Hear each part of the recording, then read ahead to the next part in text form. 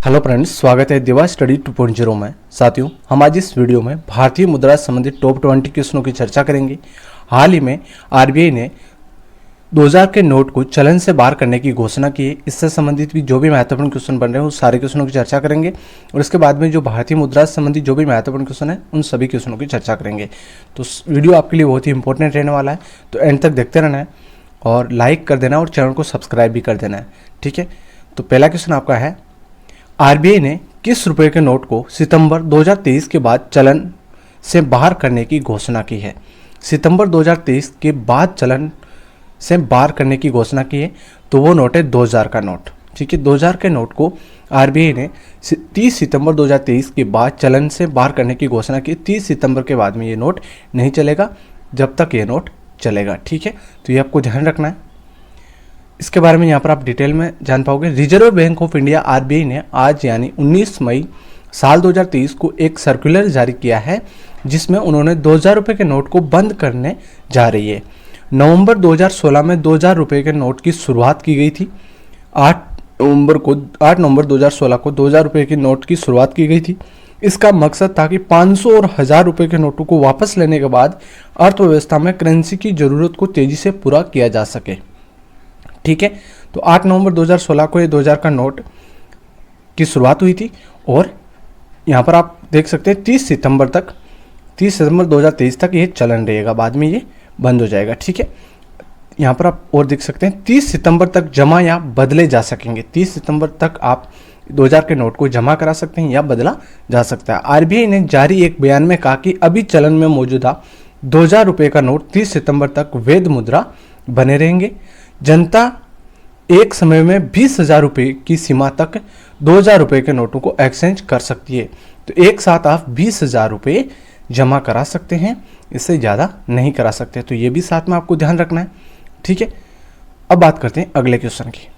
भारतीय मुद्रा के लिए प्रतीक चिन्ह कब चुना गया? ये प्रतीक चिन्ह है, पहले ये था और अभी ये है।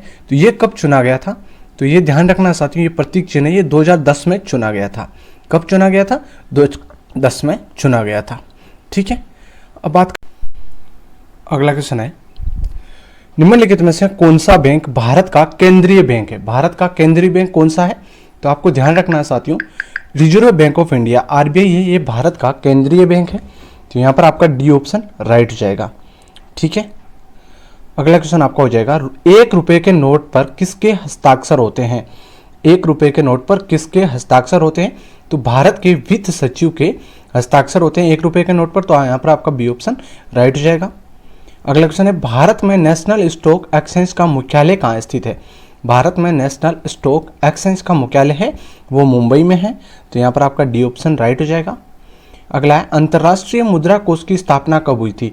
अंतर्राष्ट्रीय मुद्रा कोष की स्थापना है ये कब हुई थी? तो ध्यान रखना है साथियों, 1944 में हुई थी। ये ऑप्शन यहाँ पर आपका राइट हो जाएगा। अगला क्वेश्चन है, भारत में आईएमएफ का सदस्य कब बना? भारत आईएमएफ का सदस्य, आईएमएफ अंतर्राष्ट्रीय मुद्रा कोष का सदस्य कब बना? तो ध्यान रखना है 27 दिसंबर 1945 को भारत है वो आईएमएफ का सदस्य बना था। ठीक है, और यहाँ पर आप देख सकते हैं अंतर्राष्ट्रीय मुद्रा कोष एक विश्वव्यापी वित्तीय संस्था है जिसका उद्देश्य वैश्विक मौद्रिक सहयोग को बढ़ावा देना, वित्तीय स्थिरता को सुरक्षित करना, अंतर्राष्ट्रीय वाणिज्य को सक्षम बनाना, उच्च रोजगार और सतत विकास को बढ़ावा देना, आर्थिक विकास और वैश्विक गरीबी को कम करना, ये इसका उद्देश्य है। तो ये भी आपको ध्यान रखना है। अब बात करते हैं अगले क्वेश्चन की। आईएमएफ की फुल फॉर्म यहाँ से आपसे पूछा है, तो हिंदी में तो अंतर्राष्ट्रीय मुद्रा कोष है और यहाँ पर आप देख सकते हैं इंग्लिश में इंटरनेशनल मॉनेटरी फंड है। आईएमएफ की इस फुल फॉर्म है, तो ये भी आपको ध्यान रखना है। अगला क्वेश्चन है, भारत में पहली बार बैंकों का राष्ट्रीयकरण कब हुआ था? भारत में पहली बार बैंकों का राष्ट्रीयकरण कब हुआ था? तो ये आपको ध्यान रखना साथियों, 1969 में भारत में पहली बार बैंकों का राष्ट्रीयकरण हुआ था। अगला क्वेश्चन है, भारत में सिक्के जारी करने के लिए कौन अधिकृत है? सिक्के जारी करने के लिए कौन अधिकृत है?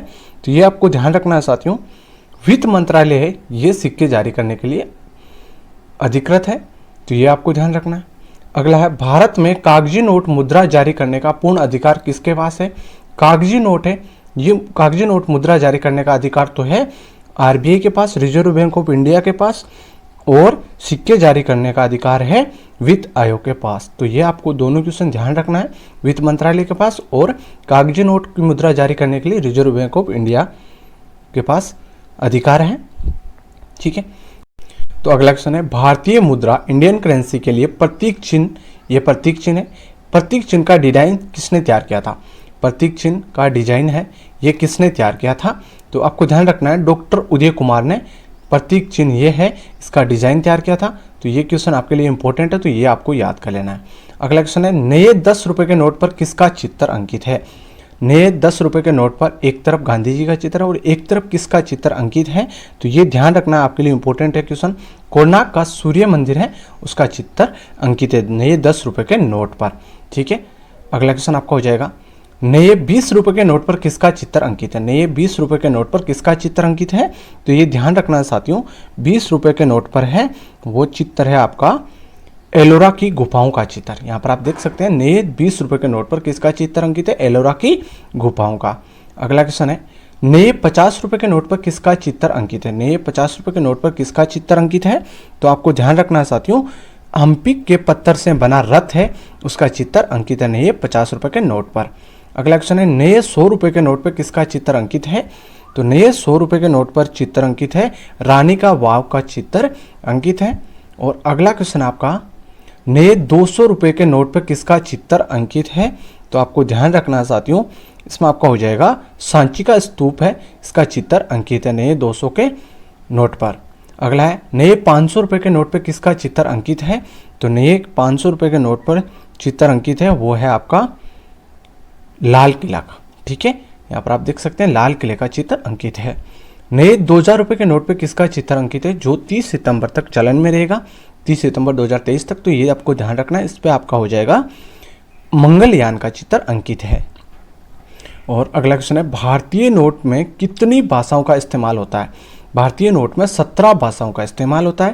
यहाँ पर आप देख सकते हैं 17 भाषाओं में लिखी होती है कीमत हिंदी और अंग्रेजी अलावा भारतीय नोट में 15 भाषाओं का इस्तेमाल होता है। हिंदी और अंग्रेजी को मिला के 17 है और बाकी 15 भाषाओं का इस्तेमाल है। कोई भी नोट जैसे 10, 20, 50, 100, 200, 500, 2000 हिंदी और अंग्रेजी के साथ असमी, बंगाली, गुजराती, कन्नड़, कश्मीरी, कोंकणी, मलयालम, मराठी, नेपाली, उड़िया, पंजाबी, संस्कृत, तमिल, तेलुगु और उर्दू में उसकी कीमत लिखी होती है। तो ये आपको ध्यान रखना है, इंपॉर्टेंट क्वेश्चन आपके लिए।